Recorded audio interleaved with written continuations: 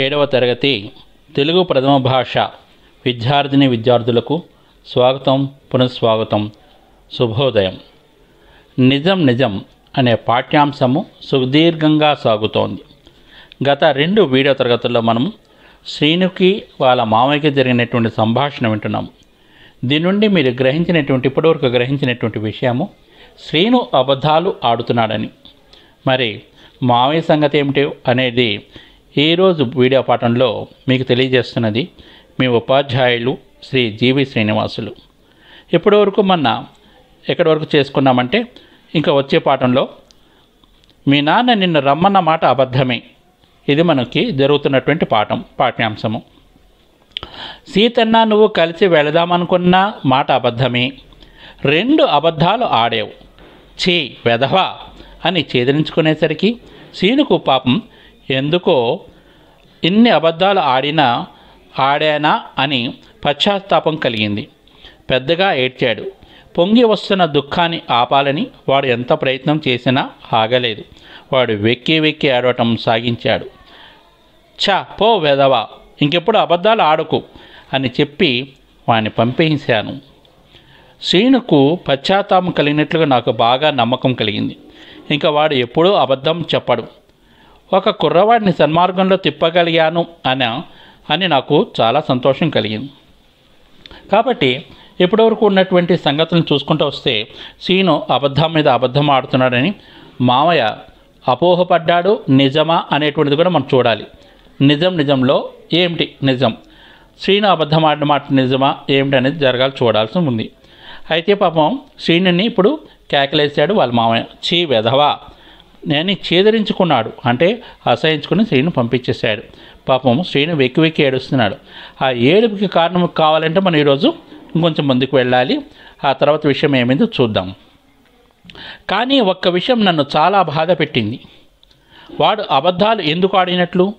ఈ ప్రశ్నకు సమాధానం కోసం నేను చాలాసేపు ఆలోచించాను. ఇంటికి వెళ్ళాలని ఆదుర్దాపడి ఉంటాడు. అంతకు పూర్వం 4 రోజుల క్రితమే 10 రోజుల తల్లిదండ్రుల దగ్గర ఉండి వచ్చిన వాడికి అంత ఆరాటం ఎందుకు? వాడిని అడగాలని అనుకున్నాను. 10 గంటలకు శ్రీను గదిలోకి వెళ్ళాను. వాడు ఖిన్నుడై కుర్చీలో కూర్చుని ఏదో పుస్తకం వంక చూస్తున్నాడు. నేను వెళ్ళగానే లేచి నుంచున్నాడు. వాడి మీద చేవేసి మెల్లగా వాడిని నా గదిలోకి నడిపించుకుని వచ్చి కుర్చీలో కూర్చోబెట్టి బుజ్జగించి అడిగాను, నాయనా, అయితే మామయ్యకి ఇప్పుడు తర్వాత చిన్న రియలైజేషన్ వచ్చింది. శ్రీను అబద్ధాలు ఆడటానికి కారణం ఏమిటి? అంతకు ముందే కదా ఒక 4 రోజులు ఉండొస్తాను చెప్పి వెళ్ళి 4 రోజుల క్రితం 10 రోజులు ఉండొచ్చాడు తల్లిదండ్రుల దగ్గర. మళ్ళా ఇంతలోనే అంత ఆరాట పట్టడానికి కారణం ఏమిటి? ఆవేశంలో ఎప్పుడు కూడా మనం తొందరపడి నిర్ణయాలు తీసుకోకూడదు. చిచ్చి వెధవా పో అని చెప్పి ఛేదరించుకున్నటువంటి మామయ్య పశ్చాత్తాప తనుము పడ్డాడు. ముందు పడి శ్రీను దగ్గర తీసుకుని బుజ్జగించాడు, అంటే మెల్లమెల్లగా అడగటం మొదలుపెట్టాడు. అసలు ఆ సంగతి ఏమిటి, వెళ్ళటానికి కారణం ఏమిటి అని అడుగుదాం అనుకున్నాడు మామయ్య.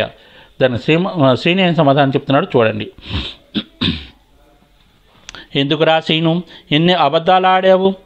శ్రీను మాట్లాడలేదు. ఇంటికి వెళ్ళాలనుందా? అవునని తల ఊపాడు. మొన్ననేగా వెళ్ళి వచ్చింది. ఎందుకు ఇంతలో వెళ్ళాలని బెంగ పెట్టుకున్నావు? భయం లేదు, చెప్పు అని బుజ్జగించాను. వాడికి మాట పెగలి రాలేదు. కాసేపు అయిన తర్వాత అన్నాడు, నేను వచ్చే రోజునే అనుకుంటున్నారు. మా ఆవు ఆ రోజో మరునాడో ఈనుతుందని. చిన్న విషయం ఏంటంటే, అది చిన్న విషయం కాదు, బ్రహ్మాండమైన విషయం ఇది. అసలు కారణం ఏంటండి, శ్రీను ఎందుకు వెళ్ళాలనుకుంటున్నాడు? ఆ రోజో మరునాడో తన యొక్క ఇష్టపడినటువంటి ఆవు ఈనుతుంది. జంతువుల మీద ఉండేటువంటి ప్రేమాభ్యాతులు ఈ పాఠంలో స్పష్టంగా కనబడుతున్నాయి అన్నమాట. సో ఆ ఆవు ఈనే టైంకి వెళ్ళి చక్కగా బుద్ధిదేవుడని చూడాలని అనుకుంటున్నాడేమో శ్రీను. ఇంకొంచెం ముందుకు వెళ్ళి చూస్తే అసలు విషయం ఏంటో బయటపడుతుంది. సరేనా? ఈ మాటలు దుఃఖంతో అని ఆ తర్వాత కాస్త దుఃఖం ఆపుకుని మళ్ళీ అన్నాడు రుగ్ధ కంఠంతో, నాయనా సీను, జున్ను తినకుండా వెళుతున్నావు. ఇంకొక 2 రోజులు ఉండరాదురా? జున్ను నీకు పెట్టకుండా మేమందరం ఎలా తింటామురా అని మా అమ్మ చాలాసార్లు అనుకున్నది. అందుకని అందుకని శ్రీను ఆ పైన ఒక మాట అయినా అనలేక పెద్దగా ఏడ్చేశాడు. నాకు చాలా జాలి వేసింది. 2 చొక్కాలు 2 లాగోలు వాడి పెట్టెలోంచి తీయించి ఒక సంచిలో పెట్టుకోమని వాడిని వెంట పెట్టుకొని బస్టాండ్కు బయలుదేరాను. శ్రీను యొక్క ప్రయాణం ఖరారైంది. ఏంటి ఖరారు? జున్ను అంటే ఈననేటువంటి సమయంలో వచ్చేటువంటి పాలతో వచ్చేటువంటి పదార్థం.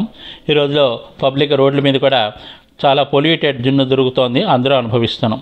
ఆ జున్ను తినడానికి, ఆ ఆవుదోడును చూడటానికి అని అనుకుంటున్నాడు కదా. సో మామయ్య శ్రీను తీసుకుని బస్టాండ్కి బయలుదేరాడు. శ్రీను విషయమే ఆలోచిస్తూ నడుస్తున్నాను. వీడిని ఇంకా జన్మలో అబద్ధం ఆడకుండా చేయాలి. బహుశా వాడు ఆ నిశ్చయానికే వచ్చి ఉంటాడు అని తోచింది. కానీ వాడు ఎవరో సీతన్నతో ఇంకా ముందు ఎప్పుడూ కూడా సహవాసం చేయవద్దని గట్టిగా చెబితే నేను ఈ కుర్రవాడిని బాగు చేసిన వాడిని అవుతాను అని అనుకున్నాను. అందుకని అన్నాను, ఒరే సీను, నీవు ఇక నుండి బుద్ధిమంతుడిగా ఉండాలి. ఆ సీతన్న ఉట్టి వెధవ, వీధుల వెంట తిరిగే వెధవ, వాడు అబద్ధాలు కోరు, వాడు మీ ఊరు వాడు అయినా సరే ఎప్పుడు వాడితో మాట్లాడకు. పప్పులో కాలేసినట్టున్నాడు మామయ్య. చూద్దాం.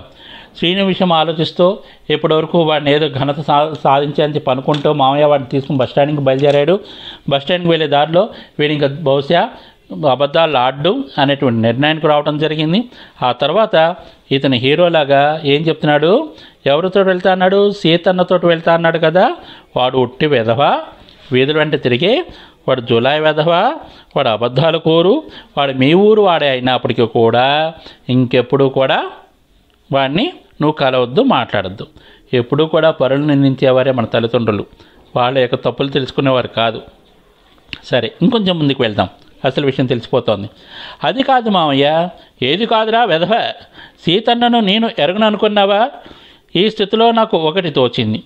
సీతన్నను నేను ఎరగను అనుకుని ఉంటాడు సీను. నిజానికి నేను ఎరగను. అందుకని వాడి విషయమై ఏమన్నా కాదు మావయ్య అంటున్నాడు.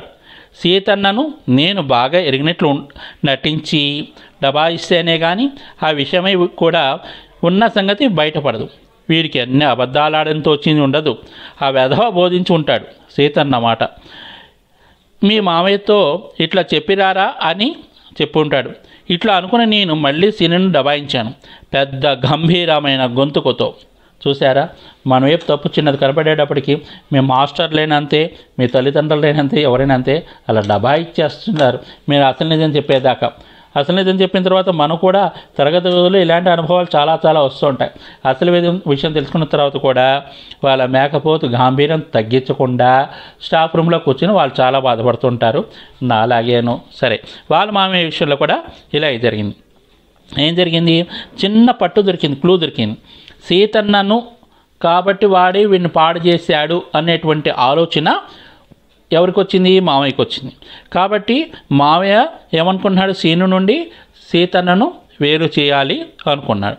కాబట్టి సీతన్నను బాగా ఎరిగినట్టుగా నటించాడు ఈ మామయ్య. సరే, ఇంకొంచెం ముందుకు వెళ్దాం. ఒరే సీను, నువ్వు సీత కలిసి వెళ్దాం అనుకున్న మాట అబద్ధమేనన్నావు. నువ్వు అంతవరకు నిజమే చెప్పి ఉంటావు. నమ్మకమే కానీ ఒక్క అనుమానం ఉన్నదిరా. నిన్ను ఇలాగ అబద్ధం చెప్పింది వాడే ఉంటాడు, అవునా? కాదు మామయ్య. కొన్ని బుడద్ద ఎంత పని చేశాడు వీడు. నాకు చాలా ఆశ్చర్యం కలిగింది. కాదంటున్నాడు. వీడికి స్వయంగా ఈ బుద్ధి పుట్టిందని నేను నమ్మలేక మరోసారి భయపెట్టాను. ఆ సీతన్న విషయమై నాకు తెలియదు అనుకున్నావా? నాకు అంతా తెలుసు. వాళ్ళ మాస్టర్ కూడా చెప్పాడు సీతన్న వట్టి దుర్మార్గుడు అని. వాడి సాహసం వల్ల నువ్వు కూడా చెడిపోతున్నావని. సీను కళ్ళు నీళ్ళు కక్కుకుంటూ అన్నాడు. ఒట్టిదే మామయ్య. బాగా పప్పులో కాలేసినట్టున్నాడు మామయ్య. సరే, ఏమంటున్నాడు చూడండి. నువ్వు ఏమన్నావు? సీతన్న నువ్వు కలిసి వెళ్దామనుకున్నావు కదా, అది కూడా అబద్ధమేనా? నువ్వు అంతవరకు నిజమే చెప్పుంటావు కదా. కానీ మళ్ళీ ఇప్పట్లో మళ్ళీ అబద్ధాలు చెప్పటం ఎందుకు? సీతన్న నాకు తెలియదు అనుకున్నావా? పైగా సీతన్న గురించి వాళ్ళ మాస్టర్ ఒక కాంట్రాక్ట్ సర్టిఫికేట్ ఇచ్చాడు. Very bad fellow. ఎవరు? సీతన్న అనమాట. వాడి వల్లనే నువ్వు చెడిపోతున్నావు అని కూడా చెప్పాడు అని మరో కొంచెం ఇంకొక ప్లేటు ఇడ్లీ ఎక్కువ వేసాడనమాట. ఆ దోశ ఏమైంది ఇప్పుడు చూద్దాం మళ్ళా. నాకు ఒళ్ళు మండిపోతోంది. చంపలు పగలగొడదాము బెధవా, మాస్టర్ కూడా అబద్ధం చెప్పి ఉంటారంటావా అని గద్దించాను. అది కాదు మావయ్య, అసలు సీతన్న అంటూ ఎవరూ లేరు మా ఊరి కుర్రాళ్లలో. అది కాదు మావయ్య, అసలు సీతన్న అంటూ ఎవరూ లేరు మా ఊరి కుర్రాళ్లలో. ఊరికినే నేను ఏదో పేరు అన్నాను. ఈ మాటకి వినేసరికి నా ఒళ్ళు జల్లుమంది. కాస్త తప్పెరెళ్ళి, సరేలే, అయినా ఒకటి సీతన్న లాంటి వాళ్ళు చాలామంది ఉంటారు సమర్థించేసుకున్నాడు మావయ్య. వెంటనే నేను చిన్నపిల్లాడిని చేసి అనుకున్నాను. సరే, ఈ చిన్నపిల్లవాడు ఇప్పుడు ఏం చెప్పాడు? ఎలాగలా వెళ్ళాలి కాబట్టి, తోడు ఉండాలి కాబట్టి సీతన్న ఉన్నాడని క్యారెక్టర్ను సృష్టించాడు. ఆ క్యారెక్టర్ మీద ప్లే ఆడాడు మాస్టర్ను మావయ్యను దొరికిపోయారు. తర్వాత చూడండి, అటువంటి వాళ్ళతో సావాసం చేయకే అన్నాను. శ్రీను విధేయతతో తల ఊపి బస్సు ఎక్కాడు. నేను కింద ఉన్నాను, వాడు పైన, నేను కింద. ఒరే నాయన, వెళ్ళిరా, జున్ను తినిరా, నేను చెప్పిన విషయం ఎప్పుడు మర్చిపోకే. శ్రీను తల ఊపాడు. ఏముంటూ నేను చెప్పింది ఏమిటి నేను చెప్పింది అని అడిగాను. ఎప్పుడూ అబద్ధం ఆడకూడదు మామయ్య అన్నాడు. ఎవరు? మామయ్య ఎప్పుడూ అబద్ధం ఆడకూడదని చెప్పాడు వీడు. శ్రీను ఆ మాట వినేటప్పటికి నిజం నిజం అనుకున్నాను. బుర్రమంటూ బస్సు వెళ్ళిపోయింది. నేను విచారంతో వచ్చేసాను. వాడు ముందుకు వెళ్ళాడు, నేను వెనక్కి వచ్చేసాను. ఎంత బాధపడుతున్నాడు మామయ్య. పెద్దవాళ్ళు చిన్నపిల్లల గురించి, ఆపద్ధర్మం గురించి అబద్ధాలు ఆడుతుంటారు. మీ మొదట్లో అడిగినటువంటి ప్రశ్న, ఆడాలని ఆడకపోవచ్చు, ఏదైనా అవాంతర పరిస్థితులు ఆడతారు. మరి చిన్నపిల్లలు మరి ఆడచ్చు కదండి మాస్టర్ అండి అనొచ్చు మీరు. ఇంతకీ ఏమైంది ఇదంతాను? చూడండి, ఎవరి గురించి ఆడారు? మీ గురించి ఆడారు. మీరు ఆడితే ఎక్కడ దొరికిపోతారో అని చెప్పేసి పెద్దవాళ్ళు ఆడుతూ ఉంటారు.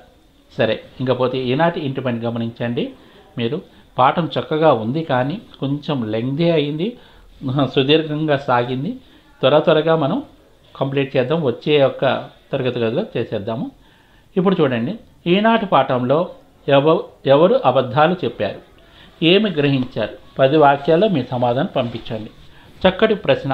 ఎందుకంటే భాషాంశాల్లో ఇది మీరు వినటం, ఆలోచించడం, చెప్పటం అనేటువంటిది ఉంటుంది కదా, దాన్ని నేను దీంట్లో కవర్ చేసేసానమాట.